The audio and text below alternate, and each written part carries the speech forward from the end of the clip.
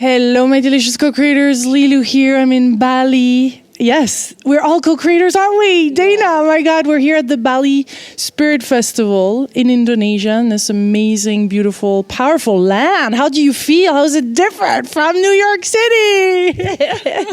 You love it? Love it. Love it. The land, it's rich. The being on the earth and looking up into these trees that go, I feel like a monkey. I just want to swing from tree to tree, from branch to branch. Yeah. I just loved your energy. You know, I saw you at the press conference again. I got to interview this woman. There's something about her. So we're going to discover her story and what you're all about. Huh? What intrigued you the most about life? Can I ask you that? Like, what's your passion? What makes you move forward? And what do you want to really spread out into the world?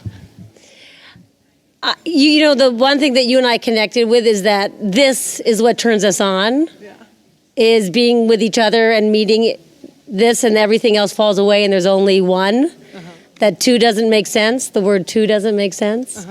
So that is a big curiosity and passion, is that we meet each other. There's no accidents.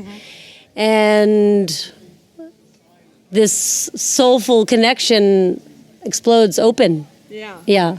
You're all about yoga, though. This is, I mean, you've got your yoga hat on. You don't have the regular yoga gear, though. So you're kind of a rebel, I'm getting. What's your story? Actually, tomorrow's class is called Rebel Rebel or Rebel Revel. I would say that the rebel is the one that wants to create every day, the one that wants to be in the moment, the one that really wants to create art with your life. That's the rebel. That's my definition of a rebel. I actually was just at an interview with Patti Smith, and she was reading a little bit about from the book from Robert Mapplethorpe, who, you know, it was her lover, and she wrote a book, Just Kids, about him. And she was saying Robert made art every day. So that's the rebel. That's like, instead of saying, oh, I'm too busy or I have this going on, it's like that no matter what, you're going to make sure that you create something every single day. Yeah.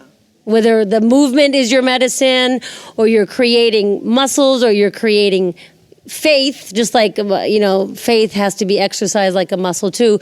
You're creating your world every single day. And so that is definitely a turn on. The longer I'm around, probably the less I know. Isn't that crazy? It's like the more we dig, the more we're like, we feel infinitely small and at the same time infinitely connected to something greater than us. We're smaller than we look and bigger than we think, right? Yeah. I love that connection. Is that part of what you find in the yoga? The yoga seems to be this way that it seems like people come to yoga. I can speak for myself. I came to yoga from like hip hop, very physical, love to dance, and I wasn't going to the club anymore, you know. And then it was like movement. The yoga was movement, and then movement with a purpose. So I'm not just moving to move, or, you know, lose weight. I mean, that's great, or get your heart rate up. It was like I was being connected to something. It seemed to be like this doorway in, and I was like, I didn't know how it worked, but I knew it works if you work it. And so I kept showing up. And so the movement for me has always been a big way into feeling this ecstatic oneness, this absorption, this connection with God. Yeah. I would say it's a God thing for me. A Godsmack. So how would you define God then? God as the mystical energy of the universe. And by mystical, you mean? Because there's a different definition. You know, I had the occasion to meet and interview Caroline Mace. To me, she's a mystic. And I meet sometimes mystics. It's kind of rare. Mystics long for the mystical union. They're a mystic. Some people say, how could you even call yourself a mystic, right? But a mystic wants to experience union with God. You know, like you've had an experience of God, but then you've left it, like a lover. Like you've had your lover all night long, and then in the morning they're gone, and you long to reunite with them. So you've had this experience of God, or oneness, or love, or divinity. Maybe through, one of the best ways to experience God is through the connection with each other. And so some people look for God, and sometimes we experience it through this awesome connection. And so something about the movement and the breathing and the mind gets quieter, and it feels like you and God are dancing together. That's a hit of the yoga for me. Yeah. And the laughing part then, because you're into the laughing yoga, aren't you? You've created studios. You know, that was a funny moment for those of you watching. There was a woman who does Hasya yoga or laughter yoga. The yoga centers that I am so grateful to serve a day at a time are called Laughing Lotus Yoga Center. And the reason my partner and I opened them up at the time with that name is yoga felt very competitive. It's like God. Like wars are fought. My God is better than your God. My yoga is better than your yoga. And so we put laughing in the title. Yeah. And I love the sound of laughter. Who doesn't want to laugh more? Have more joy. Bring more joy, bring more goodness into your life. But also there was a quote from a mystic that I loved, a poet, a mystic. I think there's some experiences that are called mystical because they're almost beyond explanation, but we're using words right now, like let's try to use these words to shape something mystical or something deeper, something other than what we can see or know, but that we experience. And so this particular poem, part of it said, laughter is the glorious soul, the glorious sound of the soul waking up. So we put laughing in the title, so we remember what it's about. Yeah. You know, you see the Dalai Lama and you know how much he's suffered. And you know he suffers every day knowing that his people are suffering and there's nothing he can do for today. But he seems to always have this inner smile or like a laughter, just like the breath of laughter on his lips. So how can it be that you can have so much going on? I'm not exempt from getting older. I'm not exempt. Like, you know, stuff happens. I'm like, I'm not exempt from depression. I'm not exempt from difficulty. So then what is the spirit that we're tapping into? Is it that no matter what's going on, we have is our success our attitude? Is that the yoga? Is that the spirit of using the word yoga, not the asana, using the spirit of the practice to connect with something more meaningful? I just noticed, and that's why I picked you out of the four, because you were bubbly and fun and not taking it too seriously, because there's this whole thing and some people in the spiritual teachings like that are very serious, but it's so enjoyable. The soul wants to laugh, as you said. The soul wants to have a good time, and connect. We talk and we try to bring a fresh take or like come at it in a way that lets you live with insight fresh every day. But you can see that life is way too serious to take it, it's too important to take it seriously. So what's about all those tattoos and this look and this thing? I mean, what's the story? What was the turning point where you said, I can't no more live this way. There's something that needs to change? I was a stockbroker at 22 at Smith Barney on Wall Street. I actually went to Cornell. And I was going to be doing labor relations, like, you know, you go and represent people at work and you fight for, that kind of togetherness. So my home life was not easy growing up, and there's lots of inspiration there. But so the way I found community was what I created almost instinctively, like, somehow we know, like when you hear like, go where it's warm. Mm-hmm. Go where it's, like you got to go where it's warm. Oh yeah. Oh yes. Hence we're here. Yeah. Yeah. A little bit. So I found a connection through service, through doing community. Yep. And I was like in high school, the president of the school, and I threw dance marathon. We danced for 24 hours. We raised money for muscular dystrophy. So this was early on, some calling about being a part of something being that when I was not, if I'm alone and isolating, my tendency would be less joyful, but when I would get involved and I would participate and, together we would create, so the collaboration really turned me on. And so I found myself drawn to doing things like this. And so that's why when I initially went to school, it was like to be like a Norma Ray, like get in there and organize everybody and, fight for people's rights. And so that for higher pay or whatever it was, so that everybody, probably a socialist at heart, I want everybody to have that, And so I wouldn't have guessed the yoga. After being a stockbroker, I had an idea for a restaurant and a bar. And I opened up a place called Trixie's. My nickname is Trixie. And it was all in New York? Yeah. Right off Times Square. Nobody was really in Times Square. It was after the stock market crash of '87, so a lot of the Broadway shows were even not happening. And so I went and did a restaurant over there. And I had actually been there as a kid. It was an old Greek luncheonette. And I opened up this restaurant bar, and it became Today Show, Good Morning America. I was on Regis. I was a roving reporter for MTV. And even on a big party, Malcolm Forbes' yacht party, I had this feeling that I had all this success, but I could see that that there was something missing. And I would say that began my search. Since we're saying, well, hey, you want to be happy, I want to be happy, I want to suffer less, I'm not exempt from some of these things. How is it that you meet somebody, like where I'm staying, the woman there, she seems to have like extra light, like my grandmother that I was talking about. Like, how is it that some people just have more light and you just want to lean into their light, and you need someone in your life every day that's going to bring that light into your life? That's why people look for a teacher. Mm-hmm. You can go so far on your own, and then you run into some of the same challenges or the same difficulties or the same insanity.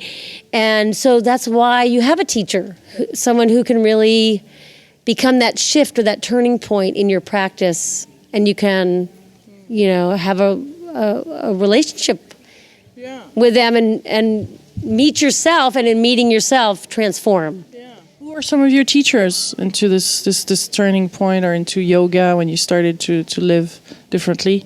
Some inspiration along the way, or books, or people you met? Yeah. Well, I was a big party girl. And oh, really? And the spirits are not in the bottle. I looked. And so that was a big part of my turning point. It was like that the thing about yoga is that yogis bring the high. We're not looking for the next high. We bring the high. And so I didn't have the tools. That's what yoga gave me. It was like, okay, I want to, I'm doing some of the same behaviors or the same kind of substances and addiction, and challenges are coming up for me. Well, how do I change it? How do I get support and change it so I don't have to do it alone? Learning to ask for help. That's a big one, yeah. Especially for New Yorkers, because you guys, in big cities too, in Paris too, but just like, I'm going to do it myself. Isn't it? Well, that's what's interesting. Sometimes, yeah, exactly. Well, you're in a yoga class and someone doesn't want to partner up with you. Like, we still have an idea. You could almost call it something else, but for now we call it yoga. That we still have an idea that yoga looks a certain way. That it's this physical practice. And the physical practice is great because all of a sudden the mind, like the quieter the mind, the happier you feel. And the sense of separateness that we feel from each other begins to dissolve. And that, for me, was just this way in, because it was like I could then, when I was a kid, I had that calling to be a part of community. Mm-hmm. That for me was a big, big turning point. One of the first books I read, because I was suffering so much, was called The Tibetan Book of Living and Dying. Okay, and they of course they tell you like, well, how you live is how you die. How you die is how you live. So I was curious. I was fascinated. I had been always in the world, just like working, and I was told as a kid from many different people, like, you'll never be able to do that, and you'll never be able to do that, and that was my motivation. It was like, you'll never get into Cornell. You'll never be able to open up your own business. I will do it and get it. Right. And not everybody, but I was able to turn that around and then be like, I'd get really excited about something and then I'd tell somebody else and then they'd get really excited and then I'd get more excited.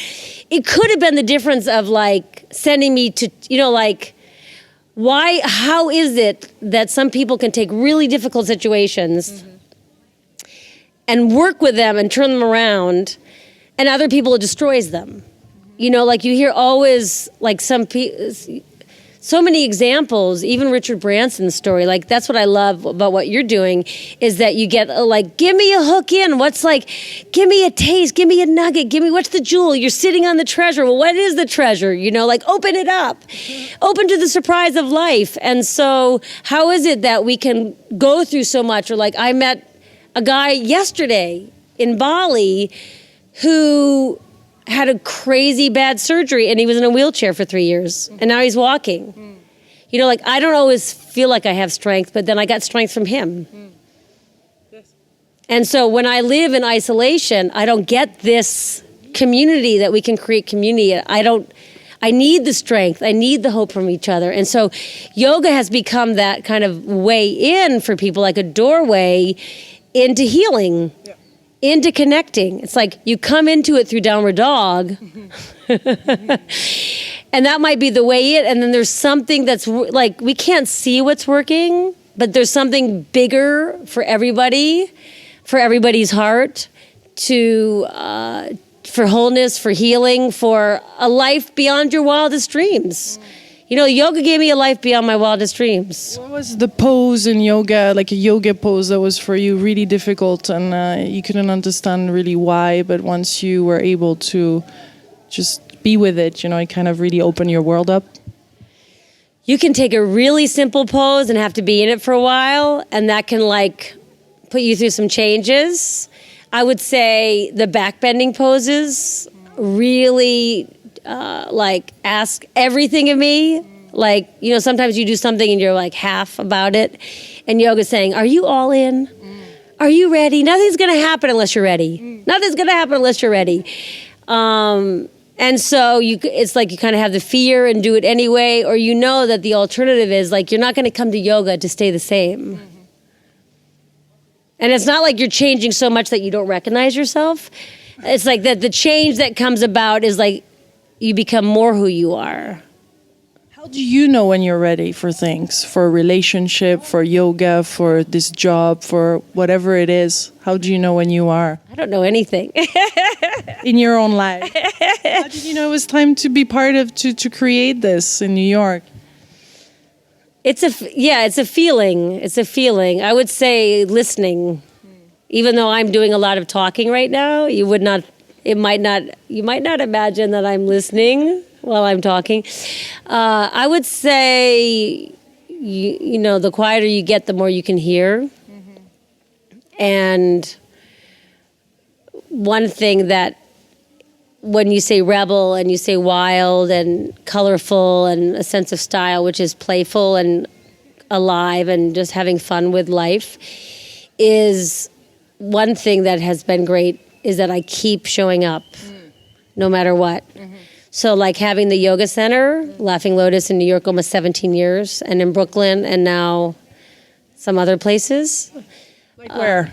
New Orleans, one of my favorite places. The music is like, there's a great line from Nina Simone, and she's like, music is my God. Like you say the DJ is, the DJ saved my life last night. The yoga is like jazz. Jazz is a way of life, is a way of thinking, and jazz is infinitely creative, like yoga, because you're always creating it. It's not like you've done downward dog before. Every time you're in a new shape, it's a mystical shape. There's the word mystical again. You're connecting with what is it? Is it that energy that we spoke of? Is it the earth? Is it the earth? Is it a deep faith? Is it that in those moments that you're not alone? And that there's something to surrender. Incredible surrender. There is something to, the ocean's big and the sky's big and this forest is big. doing it alone and then doing it together. I mean, that's the great thing about yoga. So when I'm writing up this church in New Orleans about music and yoga and jazz, the similarities is that, and Louis Armstrong said, you blow who you are. You blow, like through his horn, he's blowing who he is, right? What we play is life. And so it's when we're creative, even Osho says, hey, you know what? God is creativity. God isn't creation. God is creativity. So the more often we're creative, the closer we are to God. Mm-hmm. And so most people are in jobs where they don't get to create. And when you're practicing yoga, you're creating something every day. You're creating your world, and you're creating your spiritual world, and we're creating our world together. Mm-hmm. And so every time we practice, we remember. But if we don't practice, we forget. I forget. I'm speaking for me. Like the practice, that's why I want you to practice yoga so much, because you have no idea what's going to happen, because it's like you don't want to plan for it. You want to touch what's infinite. And perhaps that's a way of explaining mystical or something that's mysterious. I mean, even Einstein said it, right? The greatest thing that we can experience is what's mysterious. Mm-hmm. Why are we trying to solve it? Right? We don't have to solve the mystery, but to really float in that space of what's infinite. Mm-hmm. Beautiful. My God, Dana's on. Thank you so much for this delicious time. Do you have anything else to say to all those delicious co-creators out there? You are great.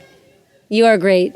Yes. Big kiss to all of you guys. We send you so much love from beautiful Bali Spirit Festival here happening every year. Come join us. Big kiss, much love. Bye-bye.